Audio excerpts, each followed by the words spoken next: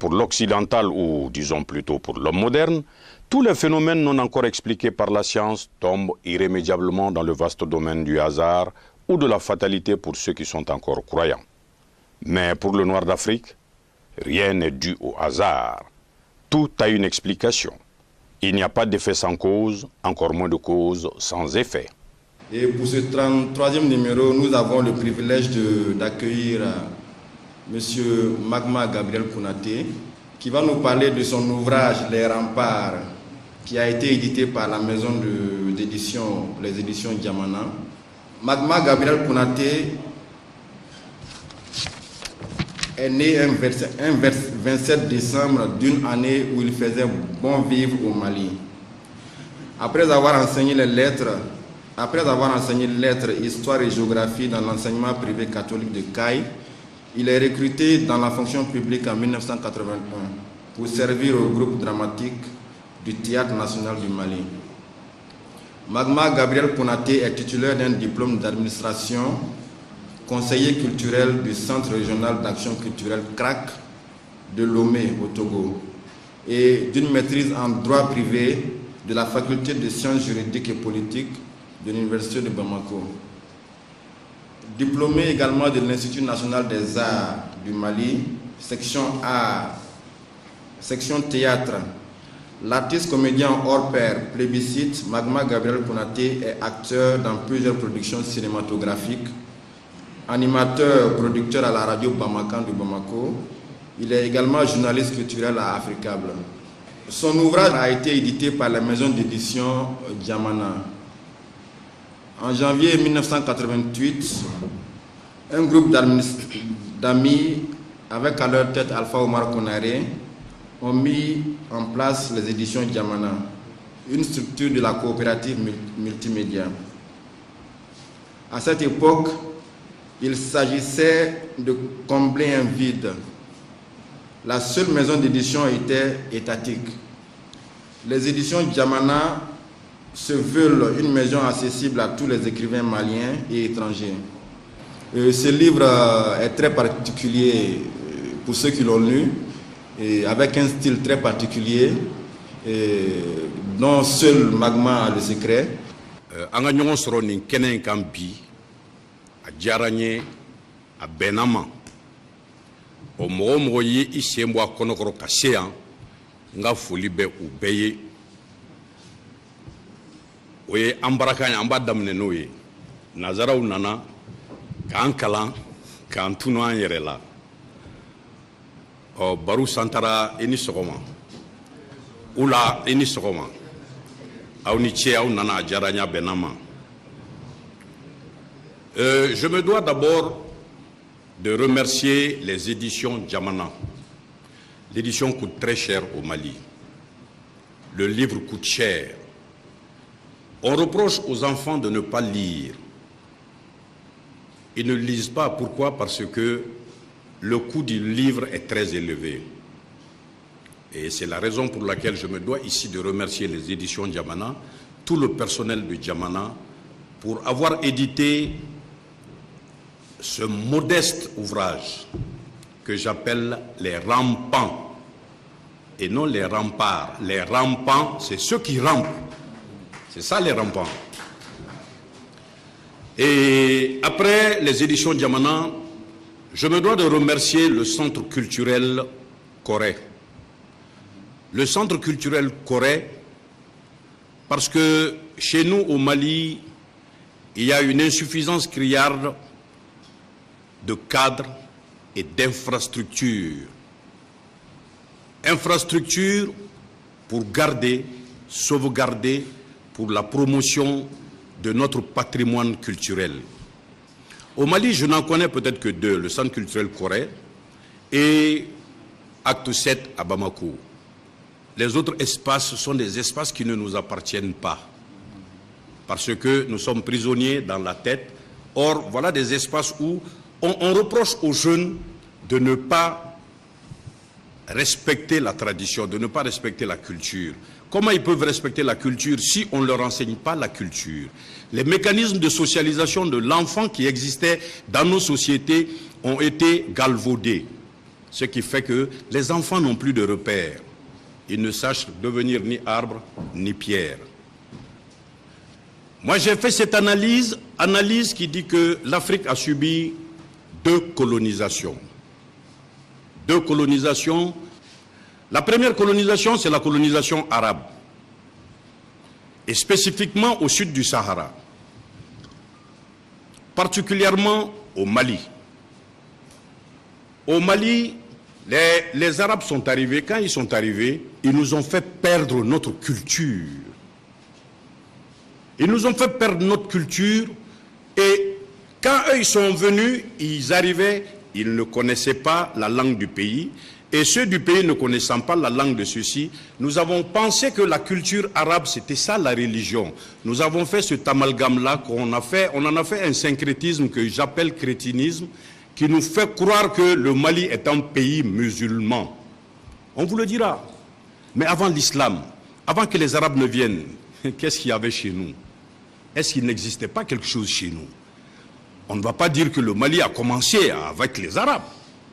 Ça veut donc dire que quelque chose existait. Mais aujourd'hui, au sud du Sahara, on est très fiers d'être appelés étrangers dans notre propre pays. Tellement, on nous a déculturés, on nous a acculturés. Bien sûr, ça c'est l'islam. El Hajj, ça veut dire étranger. Quelqu'un qui effectue le pèlerinage à la Mecque, il est étranger. Mais quand il revient chez lui, il ne peut plus être étranger. Mais nous sommes très heureux, très contents d'afficher El Hajj Draman Samake, parce que je effectue le pèlerinage à la Mecque. L'étranger Draman Samake dans son propre pays. Ou Adja dans son propre pays. C'est paradoxal, ça ne s'explique pas. Allez au Maroc, vous ne verrez jamais El Hajj parce qu'ils savent qu'en langue arabe, ça veut dire étranger. Et la deuxième colonisation, c'est pourquoi je veux vous dire, le premier devoir que je veux vous donner, c'est de me donner le nom des jours en Bamanankan. On va trouver le nom des jours en Bamanankan. Quelqu'un peut le trouver ici? Le nom des jours en Bamanankan. Hein? Ils vont dire Ntenen, Tarata, Araba, Alamsa. Ça c'est arabe, hein? Ça ce n'est pas Bamanankan. Ils vont le dire Ntenen, Tarata, Araba, Al-Kamisa, Djouma, Sibri. Ça c'est arabe, ce n'est pas Bamanankan. C'est le premier devoir que je donne. Hein? Ça ce n'est pas Bamanankan, ça c'est arabe. Et les Ségoviens te diront Ambeta Sala, Ambeta Douadjo. Mais nous on dit Ambeta Soula. Souk, ce n'est pas Bamanankan. Non, souk c'est arabe. Le souk il est arabe, hein. Et ensuite nous avons eu une autre colonisation, la colonisation européenne, l'occidentale, spécifiquement la française. La française, elle est venue, elle nous a déculturés elle aussi, elle nous a acculturés et elle nous a emprisonnés dans nos pauvres têtes. Parce que on ne pouvait même plus parler avec le symbole, la langue de notre pays, et on sait qu'on ne se développe pas dans la langue d'autrui. Et cette colonisation nous a fait prendre des noms Gabriel, des noms Michel, des noms Paul, des prénoms de ceci, des prénoms de cela. Et on a oublié les Ngolo, les Zan, les Mpié. Quand tu dis ça, on dit que ce n'est pas musulman. Quand tu dis Bandjougou, on dit que ce n'est pas chrétien. Voilà une autre colonisation. Et le deuxième devoir que je vous donne, c'est de me dire le nom des mois en langue bamanankan. Kalotro, janvier, février, mars, avril, mai. Comme on le dit en bamanankan. Ça, c'est le deuxième devoir que je donne pour les éditions à venir du Festival sur le Niger. La prochaine édition, bien entendu, ce n'est pas loin. Voilà. Et nous, depuis jeunes écoliers, nous avons fait ce constat. Tcherno Ametcham et moi. Nous avons dit que l'Africain en général, et particulièrement le Malien, est riche de la culture d'autrui, mais pauvre de sa propre culture. Et c'est ce concept que nous avons baptisé la pauvritude. La pauvritude, c'est quand tu es riche de la culture d'autrui et pauvre de ta propre culture. Quand les gens nous disent Soumangourou Kanté, Soumaoro Kanté, Soumangourou Kanté, mais en réalité c'est Soumbangolo Diarisso. On te dira Samori Touré, Sokona Mori Touré. Voilà des choses que les enfants doivent connaître, qu'il faut que l'on sache. Parce que quand l'histoire est faite par le vainqueur, le vaincu n'a aucun mérite. C'est cela le problème de l'Afrique, et spécifiquement le problème du Malien. Et voilà pourquoi, quand l'Africain, on parle de pays émergents, on parle d'Asie, on parle d'Europe, on parle des Indes, on parle du Japon. Quand l'Asiatique va en Europe, il va prendre ce qu'il y a de bien dans la culture occidentale ou la culture américaine. Il vient enrichir sa culture traditionnelle avec ce bien qu'il a pris là-bas. Au contraire de l'Africain, quand nous partons en Europe, nous allons y prendre ce qu'il y a de mauvais et nous revenons détruire le peu de bien que nos anciens avaient construit. Tendez le micro à un intellectuel africain, un intellectuel malien spécifiquement. Oui, je suis très heureux de recevoir aujourd'hui, avec ce que vous avez dit, c'est très très regrettable. Nous voulons parler exactement comme l'homme blanc. Alors que nous avons un parler malien, un parler africain. Pourquoi ne pas parler naturellement et normalement? Mais il faut que l'on singe l'homme blanc jusque dans sa façon de parler. C'est tous les Africains. On a tous ce complexe. Pourquoi? Parce que nous sommes prisonniers dans notre tête. Donc, voilà ce qui a prévalu à la rédaction du Rampant. Le concept qu'on peut construire notre développement à partir de la culture. À partir de notre culture, on peut construire notre développement. Et les Rampants, j'ai eu à l'écrire parce que j'ai pensé à quelque chose. Un genre littéraire, la nouvelle. Pourquoi? Pourquoi la nouvelle? Parce que c'est un fait divers que l'on prend et on raconte une histoire à partir de ce fait divers. Avec une imagination, on peut construire quelque chose de positif parce que c'est le genre où l'intrigue n'est pas corsée, l'intrigue n'est pas exigée. On raconte une histoire, les gens s'amusent, mais ça instruit en même temps. Comme Amadou Hampâté-Bâ le disait, il faut qu'une histoire qu'on raconte, que cette histoire-là, qu'elle soit futile, qu'elle soit utile et qu'elle soit instructive. Voilà pourquoi j'ai pris ce genre littéraire, la nouvelle. Et pour qui les Rampants? Les Rampants, c'est un style un peu particulier. Je viens de citer Amadou Hampâté-Bâ parce que j'ai été très influencé par ce grand homme de la littérature africaine. Et j'ai été influencé aussi par Massa Makan Diabaté. Eux, ils écrivaient le français parlant bamanankan. Le français parlant bamanankan. Ça veut dire que je n'écris pas comme Victor Hugo ou comme Voltaire ou comme ceci ou cela, mais j'écris le bambana comme je l'entends. Quand je te dis tout de suite, la femme de Barou Santara est descendue, vous comprenez quoi? Hein?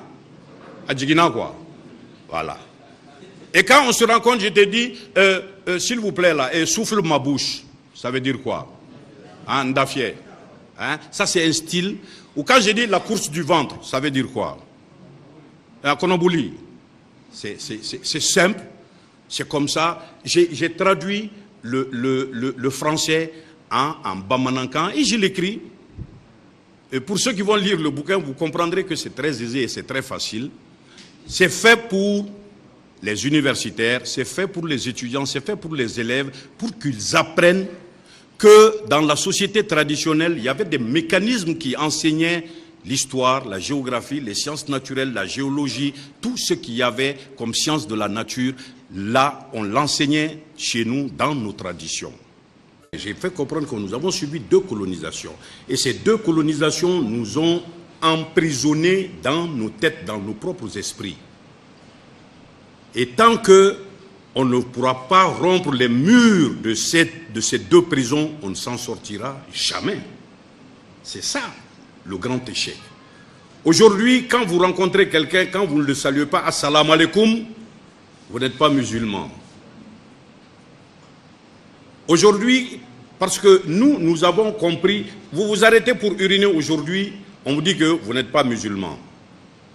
On ne sait pas pourquoi l'arabe s'accroupit pour pisser.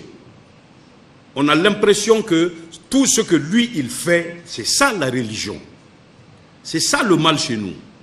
Et on a l'impression aussi que tout ce que l'homme blanc fait, c'est ce qui est bien. Ce que l'occidental fait, c'est ce qui est bien. Et nous n'avons pas pu encore nous départir de cela parce que nous sommes toujours colonisés. Nous sommes colonisés politiquement, nous sommes colonisés économiquement, nous sommes colonisés intellectuellement, nous sommes colonisés mentalement. C'est ça le mal. Et on ne pourra pas s'en sortir maintenant. Hein. Ça va être difficile, très difficile. Et quand je dis, j'écris le français parlant Bamanankan, vous avez vu que c'est les éditions Djamana qui ont édité le livre. Je n'ai pas cherché à être édité en Europe. Parce que le problème de l'Africain, c'est ça. Quand ça ne vient pas d'Europe, ce n'est pas bien. Quand ça ne vient pas de la France, ce n'est pas bien. Quand c'est un blanc qui le dit, ah voilà, on est d'accord. Non, c'est le blanc qui l'a dit. C'est normal.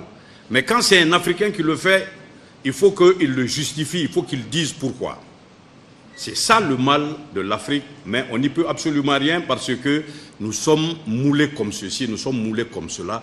Quand nous allons étudier en Europe, nous revenons.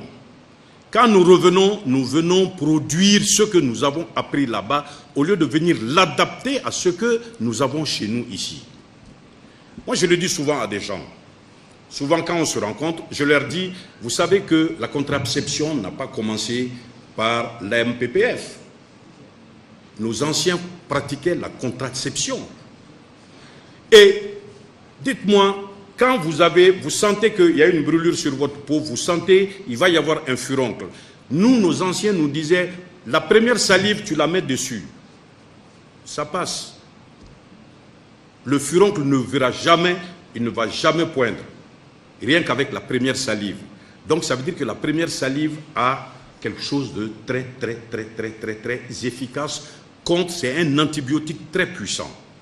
Mais nos médecins, nos docteurs qui arrivent avec des professorats de ceci ou de cela, est-ce qu'ils ont fait des recherches pour savoir les vertus qu'il y a dans la salive? Pourquoi les anciens traitaient cela avec ça? Même quand vous avez une plaie qui tarde à guérir, le matin à votre réveil, votre première salive, mettez-la là-dessus. La plaie va guérir. Pourquoi? Nos médecins doivent le savoir. Mais quand ils viennent, c'est pour venir répéter ce qu'ils ont appris là-bas. Cela n'a rien de constructif pour l'Afrique. On ne fait que développer leur culture à eux, pas la nôtre. Et c'est regrettable. Moi, je ne cherche pas l'académie, mais parce que nous avions notre académie chez nous ici. C'est chez le Bamana, le 7x7. 7x7, 49. De 0 à 7 ans, l'enfant, il est dans les girons de sa mère. Moi, je dis, il est dans les pieds de sa mère. Là-bas, c'est un fait. De 0 à 7 ans. De 7 à 14 ans, il devient Bilakoro. Il devient Bilakoro, il chasse le margouya. Il chasse le ntonfréqué. Il fait sortir les petits ruminants. Et il entre dans la communauté secrète qu'on appelle le Ntomo. Ça, c'est de 7 à 14 ans. Mais de 14 à 21 ans, il entre dans un autre groupe et il devient circoncis. Et quand il est circoncis, il entre avec des hommes dans la case des circoncis.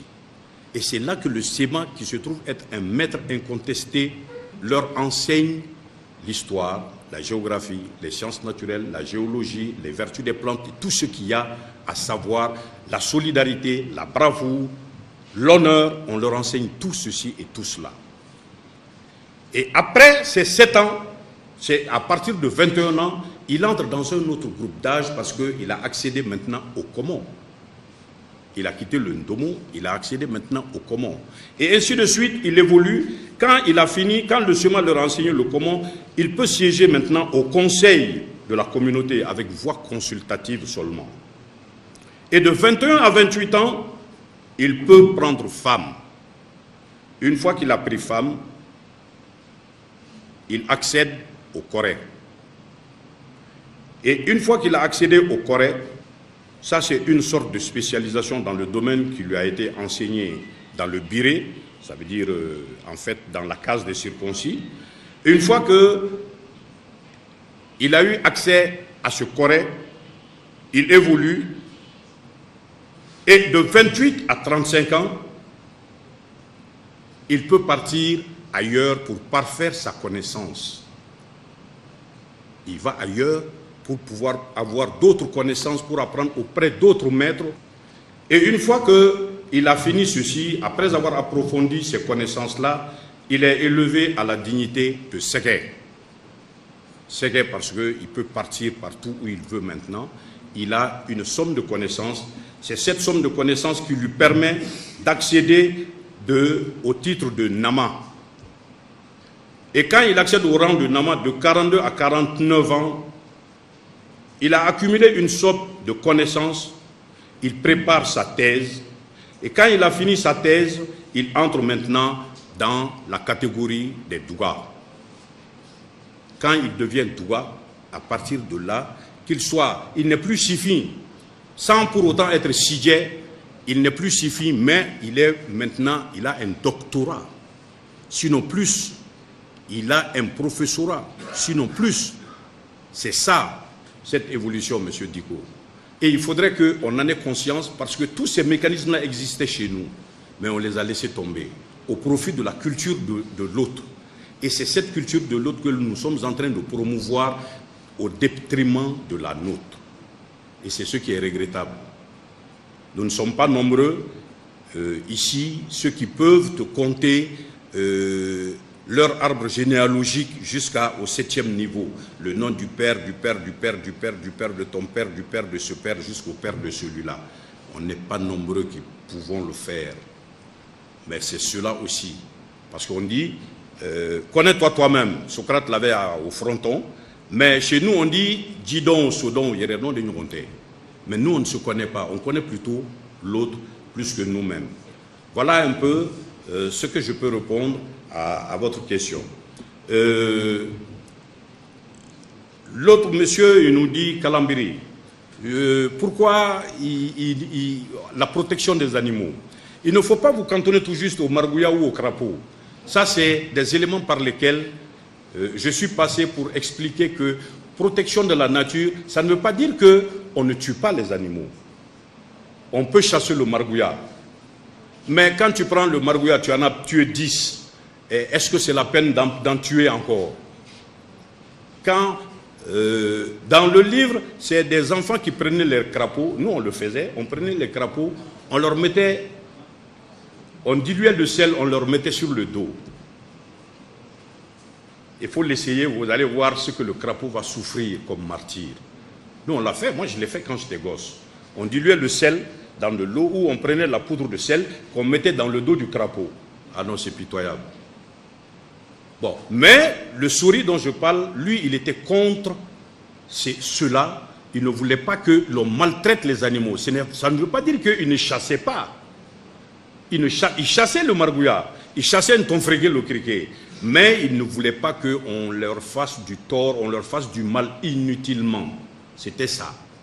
Et c'est la raison pour laquelle, en contrepartie, ces animaux lui ont rendu l'appareil. C'est tout juste une manière de dire qu'un bienfait n'est jamais perdu. C'est ce que disait Fili Dabo. Les gens n'ont jamais compris le problème culturel chez nous. Quand vous lisez Le Noir et la culture de Fili Dabo Sissoko, vous comprendrez aisément que ces éléments sont des intercesseurs entre le Créateur, en fait, et nous. Dans des années à venir, on va dire, mais tiens, il y a une tête brûlée qui avait dit ça, qui avait dit ça. Pourquoi ne pas enseigner ça à l'école? Pourquoi ne pas enseigner cette méthode d'éducation, de socialisation de l'enfant à l'école? Le conte était un mécanisme puissant. Le conte, on le racontait autour du feu. C'est pourquoi j'aime bien Koré Baro.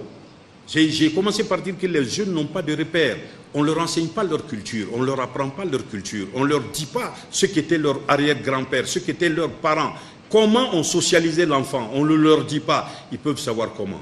La nature ayant horreur du vide, c'est la télévision qui est là aujourd'hui, ce n'était pas de notre temps, qui est là.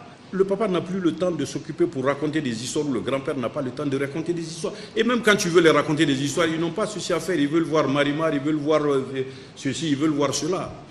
Mais il nous appartient à nous, décideurs, de faire comprendre que nous pouvons donner des produits à nos enfants qui puissent leur enseigner les vertus cardinales de notre société. Afin que, comme Hirohito l'a dit, après la capitulation du Japon, afin que lorsque nos enfants iront dans ces pays-là, qu'ils aillent apprendre tout sauf leur culture.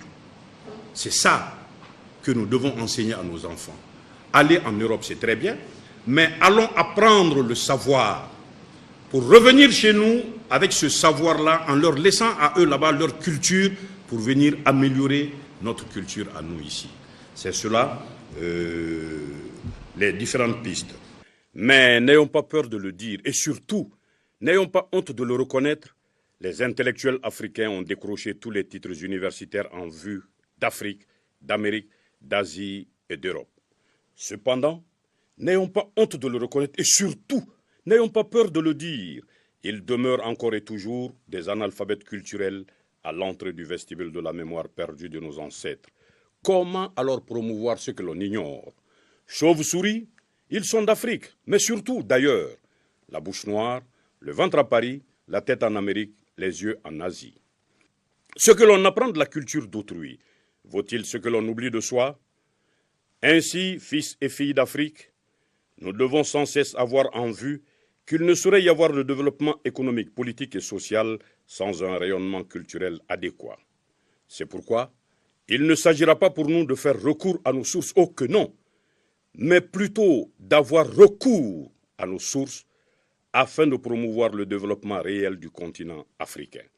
Car personne ne viendra construire l'Afrique à notre place.